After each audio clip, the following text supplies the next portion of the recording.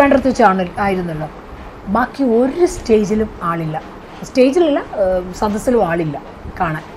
അതേസമയം നാടകത്തിൻ്റെ അവിടെ പോയപ്പോൾ ഫുൾ ആൾ ഒരു പിൻ ഡ്രോപ്പ് പോലെ ആയിരുന്നു.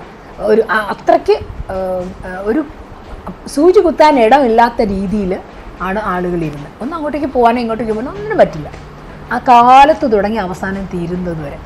അതും ഒന്നിനൊന്ന് നമ്മൾ കാണുക എന്നുള്ള പറയുമ്പോൾ ഞാൻ സത്യം പറഞ്ഞാൽ ഞാൻ ഇരുന്ന് ഇങ്ങനെ ഞെട്ടി ഇരിക്കുകയായിരുന്നു കണ്ടുകൊണ്ടിരിക്കുമ്പോൾ.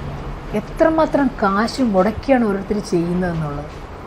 എത്രത്തോളം ഇപ്പോൾ സ്കൂളുകാരൊക്കെ എത്രത്തോളം അതിനകത്ത് സ്കൂളായിരുന്നാലും കോളേജായിരുന്നാലും എത്രത്തോളം അതിനെ വില കൽപ്പിച്ചാണ് വരുന്നതെന്നുള്ളതാണ്.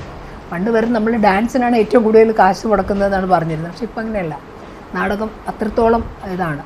പിന്നെ എൻ്റെ അഭിപ്രായത്തിൽ നാടകം എന്ന് പറയുന്നത് അതിനകത്ത് ഒത്തിരി കാര്യങ്ങളുണ്ട്. റൈറ്റിംഗ് ഉണ്ട്, അഭിനയമുണ്ട്, പിന്നെ ഡയറക്ഷനുണ്ട്. അങ്ങനെ ഒത്തിരി കാര്യങ്ങൾ ചേർന്നതാണ് ഒരു നാടകം വരുന്നത്. അപ്പോൾ നമ്മൾ സ്കൂൾ തലത്തിൽ കുട്ടികൾക്ക് പലപ്പോഴും നമ്മൾ പിന്തിരിഞ്ഞു പോകുന്ന അല്ലെങ്കിൽ ഒരു മോശപ്പെട്ട അവസ്ഥയിലോട്ട് പോകുന്ന കുട്ടികളെ ആ ഒരു ഭാഗമാണ് വരുന്ന സമയമാണല്ലോ. നമ്മൾ ഒരു നാടകം ഒരു സ്കൂളിൽ എടുക്കുകയോ വല്ലതും ചെയ്ത് കഴിഞ്ഞാൽ കുറേ കുട്ടികൾ നമുക്ക് ഇതിനകത്ത് ഇൻവോൾവ് ചെയ്യാൻ പറ്റും. മനസ്സിലായില്ലേ?